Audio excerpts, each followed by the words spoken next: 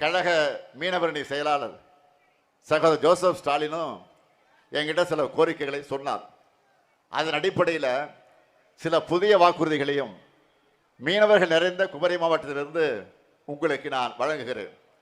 திராவிட முன்னேற்ற கழக தலைவர் நேற்று கன்னியாகுமரி மாவட்டத்தில் பிரச்சாரத்தை தொடங்குறாரு. பிரச்சாரத்தை தொடங்கும் போது பார்த்தீங்கன்னா மீனவ மக்கள் அதிகம் வசிக்கக்கூடிய இந்த கன்னியாகுமரி மாவட்டத்தில் நான் பிரச்சாரத்தை தொடங்குறேன் அப்படின்னு சொல்லும் போது பார்த்தீங்கன்னா சீட்டு கொடுக்கும் போது கன்னியாகுமரி மாவட்டத்தில் அதிகமாக மீனவர்கள் இருக்காங்கன்ட்டு அவருக்கு தெரியலையா அப்படின்னு எங்களுக்கு தெரியல. நாங்கள் கேட்குறதெல்லாம் மீனவர்களுக்கான பிரதிநிதித்துவம், அரசியல் பிரதிநிதித்துவம் திமுக சார்பில் கொடுக்கணும்னு நாங்கள் கேட்குறோம். ஆனால் அவர் அங்கே மீனவர்கள் நலவாரியத்தில் 75 வயசு வரைக்கும் சலுகைகள் கொடுக்கப்படுகின்றனர். நாங்கள் உரிமைகளை கேட்டுன்னு இருக்கோம். ஆனால் நீங்கள் அறிவிக்கிறது முழுக்க முழுக்க சலுகைகள்.